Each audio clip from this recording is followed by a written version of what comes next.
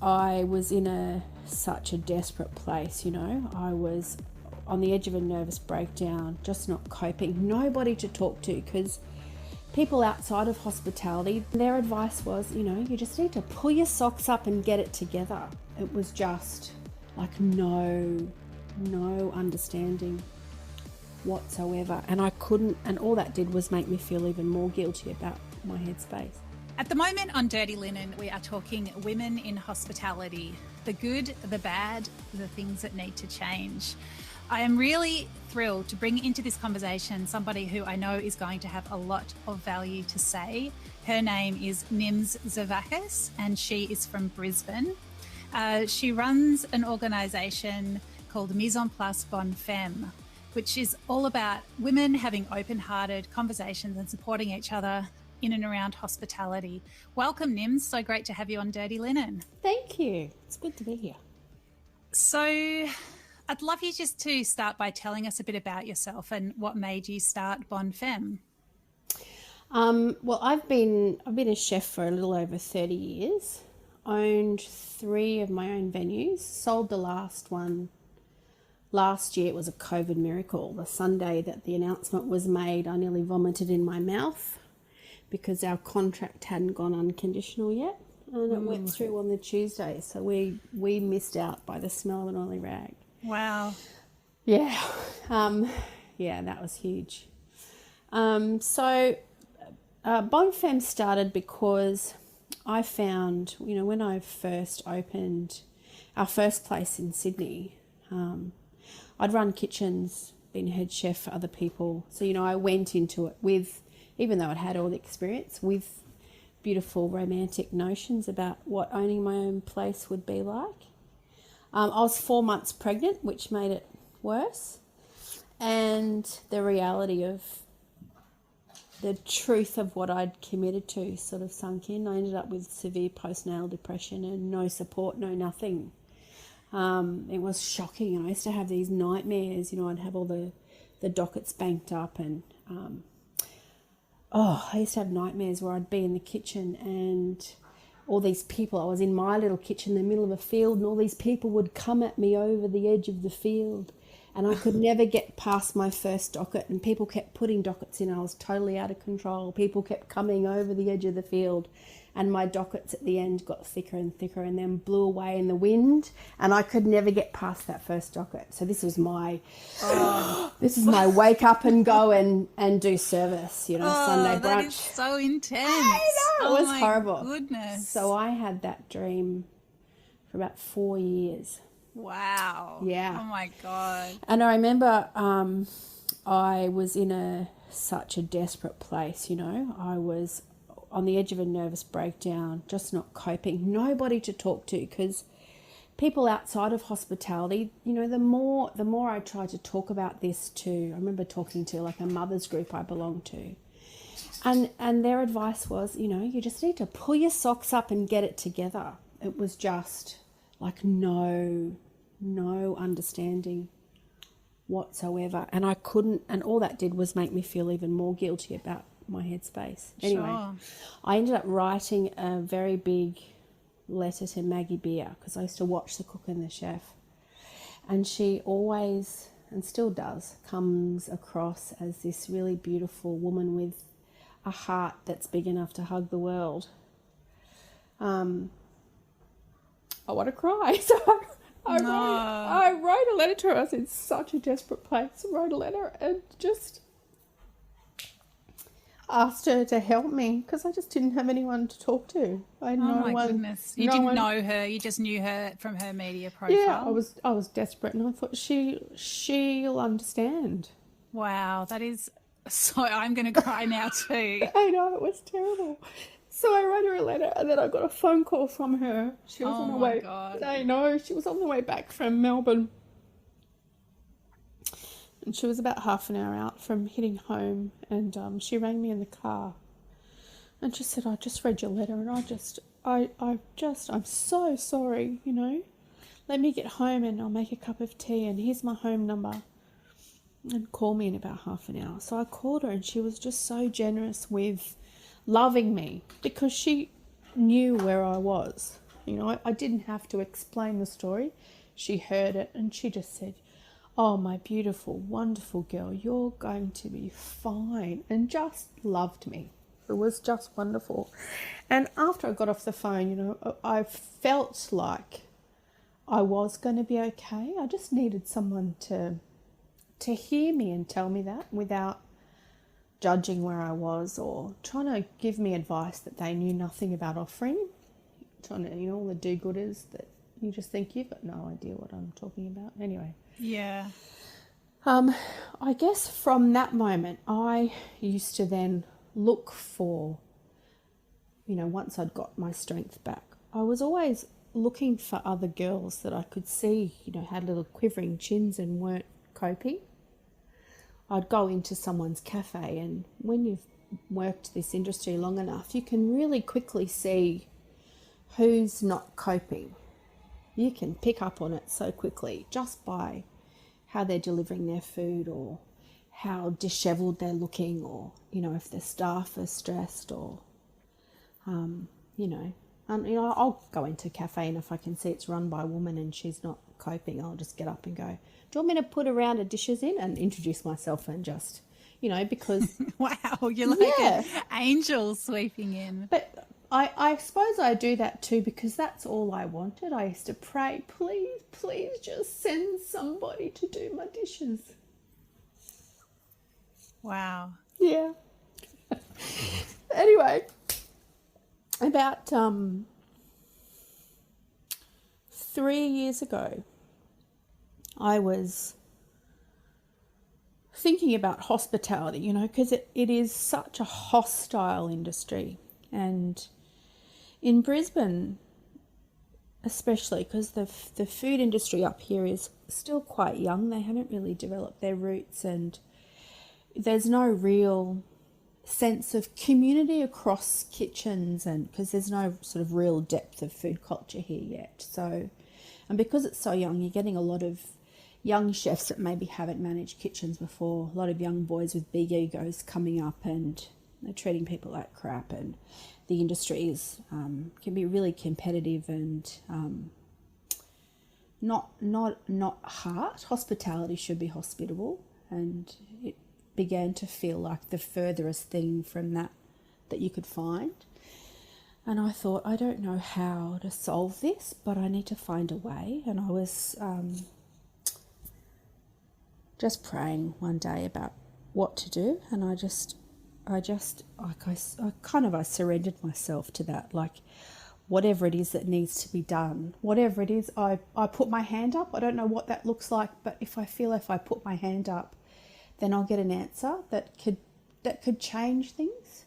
Anyway, then I was setting my intentions for the new year, and I thought, I just need to invite the girls for lunch. It was just like this revelation that dropped into my lap, because the table, whether you're with family or whether you're with friends, if you're in a business meeting and you want to connect at a deeper level to somebody, the best way to do that is across food. And I thought, if as women, there's so many women in this town that are doing it alone and isolated and feeling just like me, and I think if women start something, that's why, I laugh about, say the Jewish religion that's passed down through the line of the women, because the women's where it's at. The women are the ones that create tradition and make sure things are adhered to and have a real heart for whatever is being done. If you want a foundation to be laid and you want it to stick, make sure there's women involved in the project. So I thought, well, I'll invite the girls for lunch, because if we're around a table and we're eating like we're family, and we actually develop deep relationships with each other, that's beyond networking. Like if we're each other's someone that we can call at 2 a.m. and we're each other's someone that we can call when, shit hits the fan. And if we actually love each other, then hospitality has a chance to be really hospitable again. And we as an industry, if we actually care about each other, the ugliness has a chance to lift off us.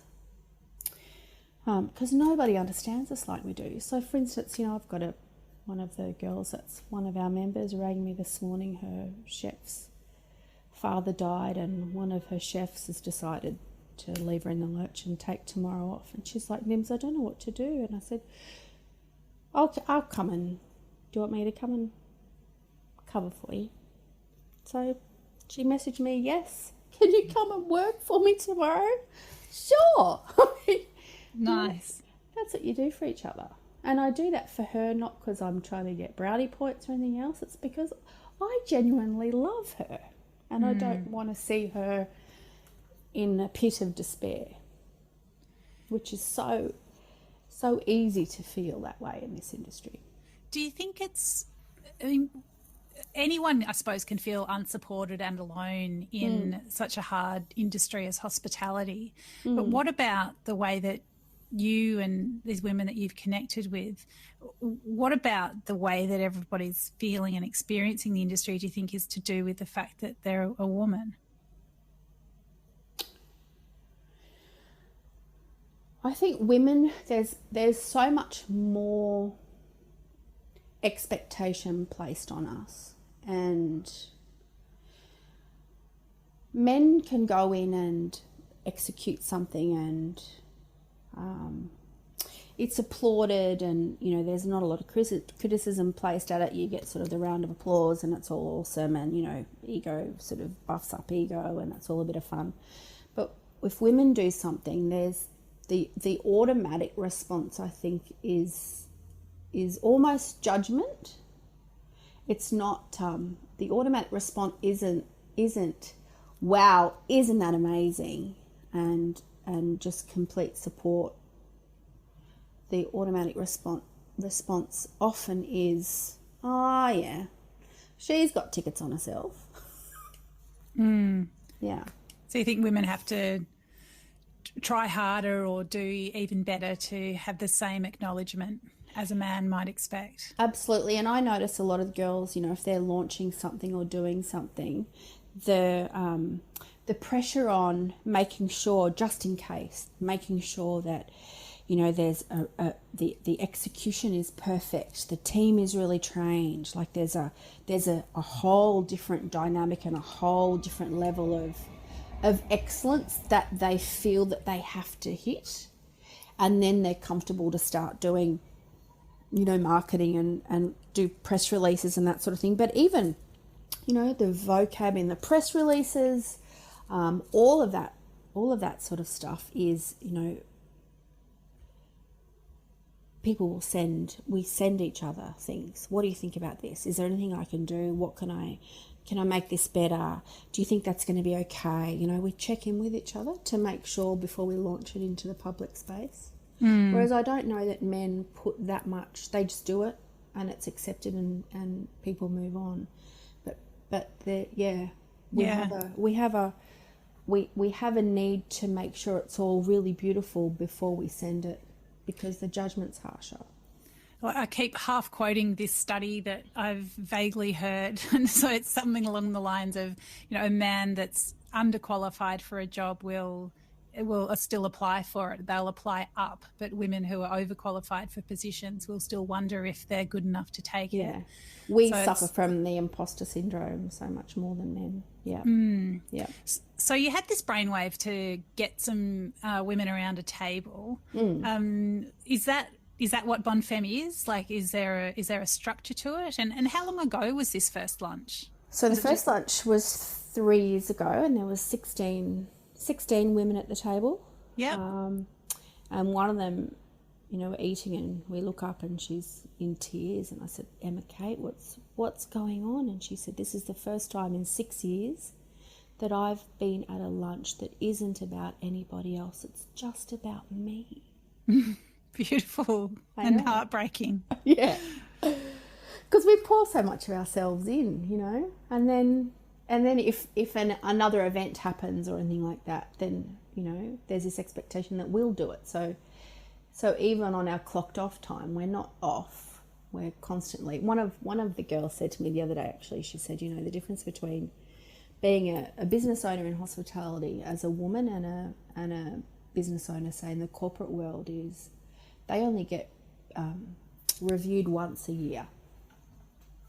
So they go in, they get their performance review, they fall apart, can't deal with it, have to get some help about, the feedback and analyse it for a week and carry on. She said, but we get performance reviewed every second of every day. So the pressure for that is intense. And I think even if you're doing, a private function with your friends, you're still on. You're never really off until you're at home and the doors are shut and you eat Vegemite on toast. I just had Vegemite on toast just before we got on this call. It's definitely good for many things. Yeah. So Bonne, Femme, we started doing the lunches because, I was running my own cafe and doing 60 to 80 hours a week and didn't really have headspace for anything beyond that.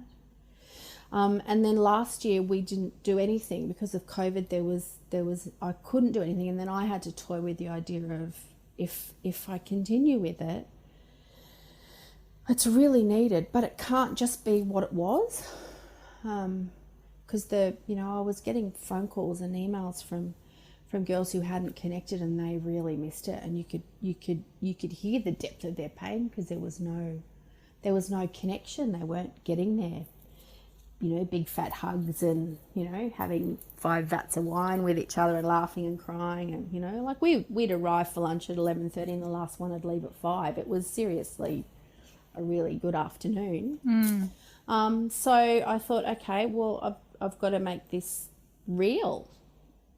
I've got to make this something that I do as my thing, I think. It just felt really good. It lit me up. So now the lunches are still very much the core of what we do, but you don't get to come to those unless you're a member. We're doing public events. So this coming Tuesday, we've got a masterclass in authentic communication. So working out what your values are and getting really clear on who you are so you can communicate that effectively, so you can know through your menus and what you're actually doing. You're not just in a sea of same. You're like, this is me. And you're able to communicate that really effectively through all your channels. So that's happening on Tuesday. That's a public masterclass because I think a lot of people don't really know how to tell people who they are in whatever they're doing. So there's those things. We're doing lots of adventures. We've got an adventure / lunch coming up next month where we're going up to a dairy farm.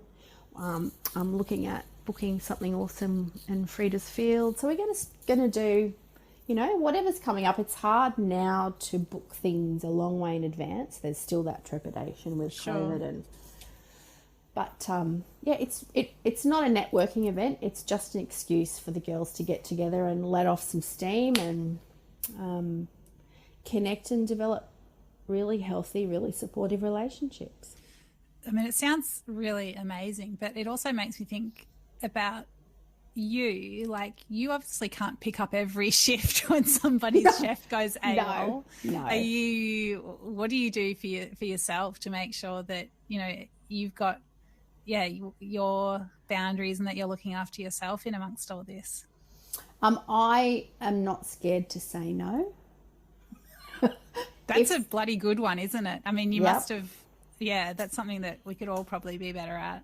Yes. If somebody asks me to do something and I look at my calendar and I can fit it in without sacrificing what my plans were, I'll say yes. I had another girl ask me a couple of days ago if I couldn't because I had a deadline for an article I was writing and I just couldn't. So I offered her some other solutions and she was able to find somebody else. So I'm here to support. I'm not always going to be able to do the supporting myself, but often that's not what you need. Often you just need someone to go, I so understand where you're at and this is what I did and I hear you and let me know, if there's anything else. You need a sounding board. Yeah. You need a hug across the phone. Yeah. I mean, could you see yourself getting back into owning a cafe or a restaurant? I don't think so. I'm 50 now, and my lower back and feet are telling me that that's not going to be a good idea anymore. I'm just, I think I'm coming out of the jam pantry too. Last year was very high stress. This was the business that you just sold? Yeah, and I didn't realise until maybe 3 months ago how burnt out I actually was. Because you just stick yourself in survival mode. You don't allow yourself, when you're so high pressure leading a business like that, you don't allow yourself to feel a lot. You just click your head over and, like a good chef, you just push. And you're so versed in controlling your emotions, especially in a service place, because you can't afford to lose your shit if you lead the business and you're leading the kitchen. You just can't afford to do that. I've got to set an example for my team and be really calm and provide solutions and make us move on. So I didn't realise until, a couple of months ago how burnt out I was and how much I suppose that's why I cried earlier, because, the emotions are just flowing now. It's like I've given myself license, finally went, actually, Nimsy, you can let it go. It feels good. So I don't know. One of the other girls asked me they said, how are we ever gonna eat your food again if you don't own another cafe?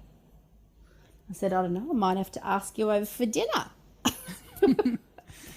Well, I mean, you've talked about these feelings of aloneness and a lack of support. You've talked about some of the physical burdens that you carry when you work in that hospitality environment. It is very hard on the back and hard on the feet. Mm-hmm. I mean, what do you think it will take, or what needs to happen for hospitality to be a friendlier place for women and indeed for anybody?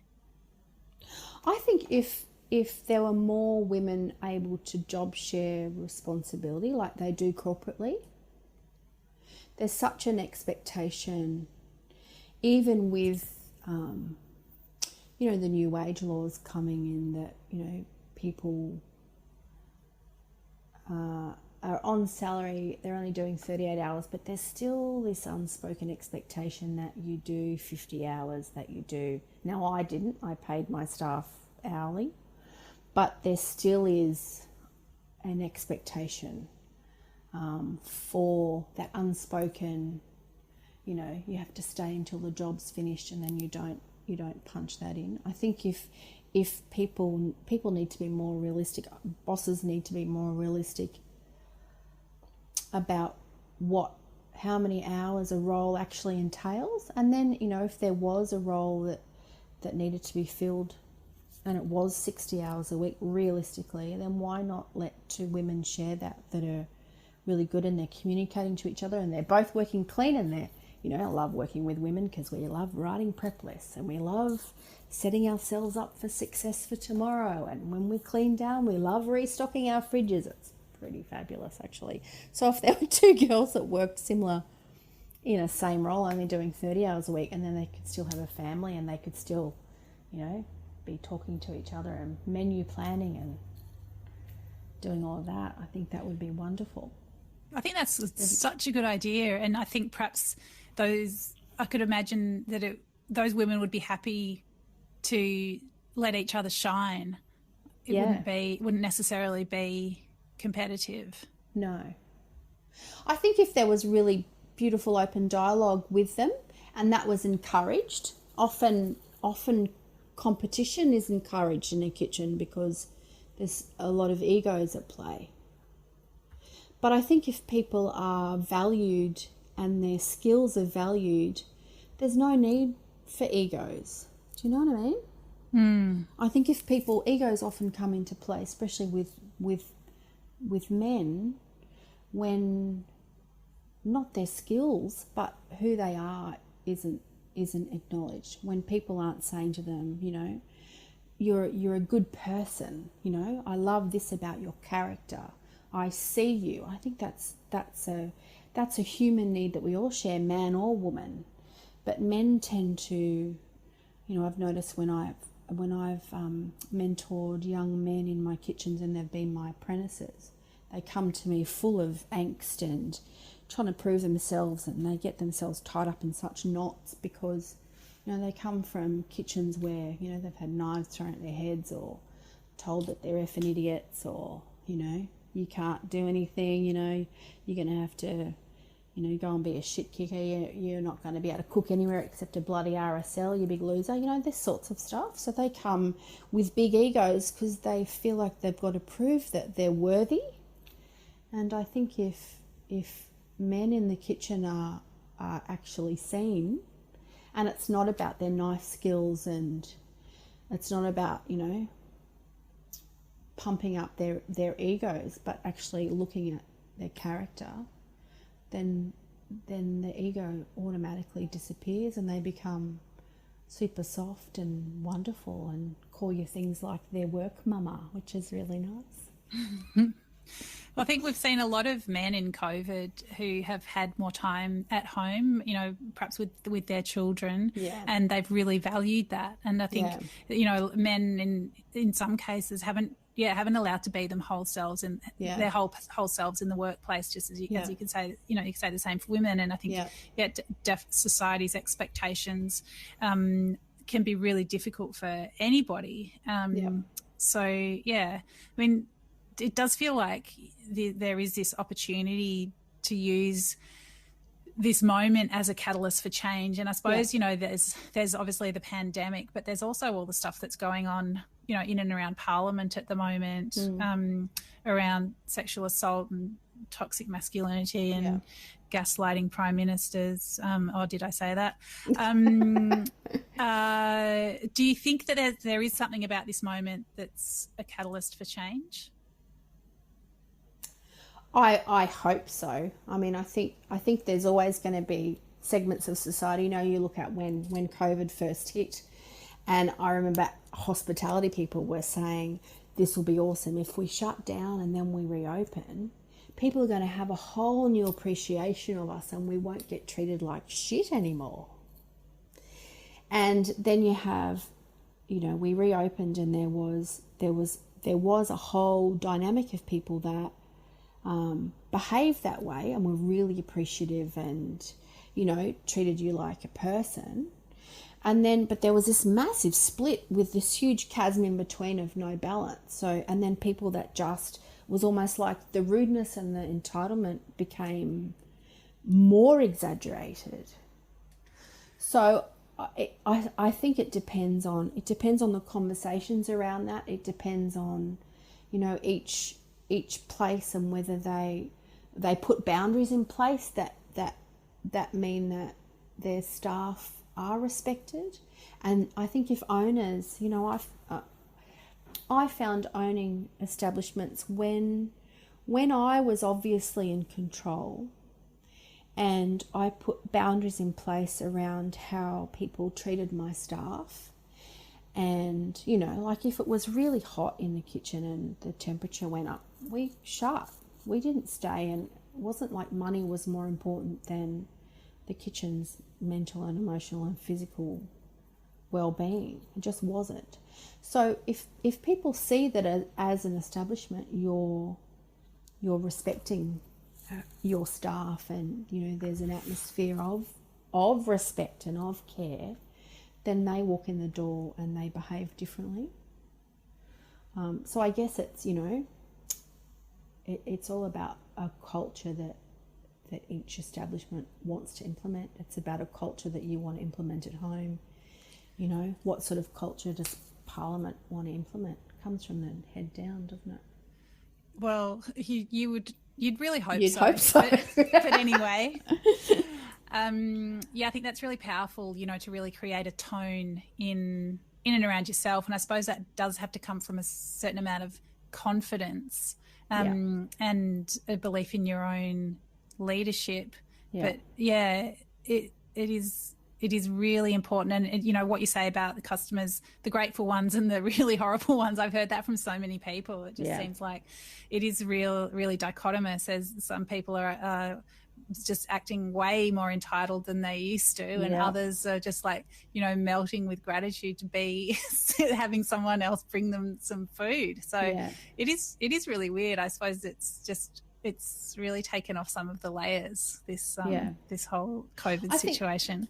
I think to a lot of, you know, the people that aren't understanding, I don't know that they ever will. I mean, there's an excitement over the industry because we're able to roll again, but there's also a huge wet blanket because you can't plan anything. You can't, my mum used to always say, energy begets energy, and that is so true. If there's no momentum in what you're doing, you know, I don't know how many venues I've gone to, and you can see that the owner's tired. Because the owner's tired, they're not really looking at what their staff are doing. The staff are on JobKeeper. So they, you know, it's almost like they're getting paid to do nothing. And there's that sort of, that conversation that should still happen isn't happening. Things are getting left. You can see that the owner it's almost like they're almost at a place of giving up. It's just too hard. You know, they're just sliding through. There's no passion. They're not able to plan. They're not able to invest any money into anything because they don't know if we're going to get shut down again. So there's a lot of people living on a knife edge with no energy, and just, you know, the lethargy is, you walk into a business and the lethargy is thick like pea soup. It's quite sad. So, you know, I don't know, I forget what my point in saying that was, you know, of this 50-year-old brain's taking hold. But anyway. No, I think that your point's well made. I guess just that it's really hard and it's been a really taxing time. And also, that energy flows in all directions. Yeah. What would you say, Nims? You know, let's say that there's a woman working in hospitality listening, and a lot of what you've said has really resonated with her. She is feeling a bit lost in it and a bit weighed down and not quite sure what to do next. What are some words of wisdom for her? I think the first thing that anybody in hospitality should do if they're feeling like that is to just stop having such high expectations of themselves. You know, the public, that there is such, it's not just the public, but I think generally we place such a big expectation of ourselves that I don't know that any other industry does. There's this, you know, this level of performance constantly, you know. Everything has to be of a certain standard or you feel like a big loser. And, you know, like things that I would do, say, you know, I change the menu every month. And I used to bend over backwards to make that happen because I didn't want to disappoint anybody. And I had, you know, sourced stuff from farmers and it was just all so beautiful. I wanted everything to be so beautiful, and I'd write the blackboards beautifully, and I'd be at the shop sometimes till 1 a.m. before a menu flip the next day, wanting everything to be perfect. And one day I thought, what am I doing? I know it's my business, but I'm killing myself because I'm listening to this expectation. And in all reality, if I don't deliver it all, is anybody really going to care? They might care for 10 minutes. They might care for 30 seconds. Is it going to be beyond that it will affect me so badly? Am I going to lose business? Is anyone going to fall over? The worst thing that's going to happen is I'll be in bed at 9.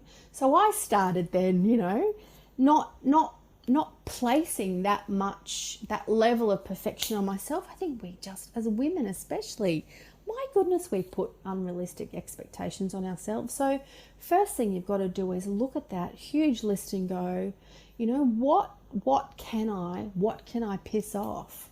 Really, what can I totally let go of today that's not going to matter? Does it all matter? And be really realistic about what to shave, and try and shave at least 3/4 of that, and then build back in things that are important, and then watch yourself breathe. Now, you know, the things that you don't get done, you might get done tomorrow, you might get done the next day. I think too, if we're really honest about how we're coping and what we're doing. And, you know, I'm really sorry, guys. I had, you know, put on socials, I had the intention of having 8 amazing specials up today, but I didn't quite get there. So there's only going to be 4, but you know what? They're going to be the most delicious things. People go, yay, look at you. And the amount of positive feedback you get from that, from being honest and transparent, is so much better than the feedback you get when all your ducks are lined up, but you haven't gotten to bed till 1 a.m. and you're feeling really stressed, and it causes you to snap at somebody the next day. Yeah. It's so true. It makes me think of, you know, the waiter that spills the soup on you. And of course it's not ideal, but oh my God, how much do you just love them and love the place forever if they deal with it in a really beautiful way? Yeah. And I guess it's just letting down the guard, isn't it? And it's just being like human. Oopsie, I'm human. Can we just be humans here together? Yeah. I think too, you know, there's that common thread that you get where people say of you know, guests, you know, remember that, you know, people in hospitality are human too. But that comes back to this, you know, we've almost got this door between us and them. And we're not allowed to let them see that we're not perfect. Everything has to be delivered perfectly, like almost in a robotic fashion. We're not allowed to let them see that we're suffering. We're not allowed, if someone cuts their hand off, don't you dare let them know that the kitchen's fallen down and someone's had to go to the hospital. No, the show must go on and be delivered as though nothing has happened. So, and then we get cranky because people don't treat us like human beings. But I think if we present like we are, if we show them that, you know, we're as fallible as the next person and that we don't always have it perfect, but this is how we come up with solutions because we're really innately creative, it gives everyone license to breathe. And I think those crazy expectations, now I'm not talking about, you know, hatted restaurants where you're paying top dollar and there is that level of service and stuff that, you know, there is an expectation. Thank God I've never worked under that kind of pressure because I don't know, especially at this age, that I would cope with that. And I don't know that people can cope with that for a long period of time because it's very difficult. Yeah, but I don't know that there's any level of dining or any real scenario where it's not okay to be human. I just think it's really goes across the board. Yeah. Wow, Nims, it's been really incredible to talk to you, and I just think we need to just give a final shout out to Maggie Beer. Yeah. What a beautiful person. Yeah. I've got a dream, because I haven't ever hugged her in real life, but I have this dream that one day she'll come up to Brisbane and she'll, you know, I'll be able to interview her and she'll be able to talk to all the people that are part of this about how she's coped with things, because, you know, if anyone was going to be real and lay it on the table, it's her. And I think, you know, she gives all the girls permission to just be authentic. Yeah. And, you know, for afterwards to be able to sit across the table from her and just, you know. I think that'd be pretty special, and I do like this dream a lot more than your dream of the flapping dockets and the people running to you across the field. Actually, I knew I was okay when we came up to Brisbane, and just before we opened our next place, I knew that I'd gotten over that severe anxiety when I had a dream that I was down at the farm and I was doing prep in a kitchen and she was doing service with another chef, and the kitchen was beautiful. Like, I've never been there, but, you know, everything in my dream, the copper pots polished beautifully, everything happened. And then people started coming over the field for her and this head chef, and he couldn't cope. Notice it was a man. He couldn't cope and he just walked out on her. And then she came in to me and she said, Nims, I need your help. There's people already coming. The dockets have started coming in. I don't know what to do. And I said, all right, I'll help you, but you've got to let me be in charge. You've got to let me call dockets and organise the show. And she said, all right, you're on. And I went in and I helped her. And in the dream, you know, every single detail, all the prep, all the mise en place on the bench, it was just immaculate. And we were so in control, and service was amazing. And I didn't miss a beat with the first docket and ploughed through. And it was like I woke up feeling like, oh, like I've been healed from that. And it was such a gift that it was her that I was cooking. So she's just been threaded through my life. It's unbelievable, isn't it? But it was her that I was cooking with, and that was the end of that nightmare. It was wonderful. That is so awesome. Yeah. What a lovely brain you've got to take you on this journey. Nims, it's just been an absolute pleasure to have you on the show. I know that your words are going to mean so much to so many people. So thank you for sharing so openly with us today. We're really grateful. My pleasure. No one needs to be alone. It's all good. Beautiful. Yeah. Thank you. Thank you.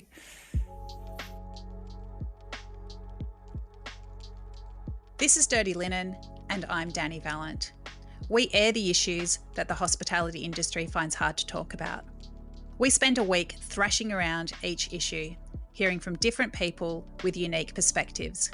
We want to hear from you as well. If you have something that needs to be said about a topic, get in touch so we can include your perspective. Contact us at dirtylinen@deepintheweeds.com.au or hit us up on Insta at Dirty Linen Podcast. We can't wait to hear from you. This is a Deep in the Weeds production.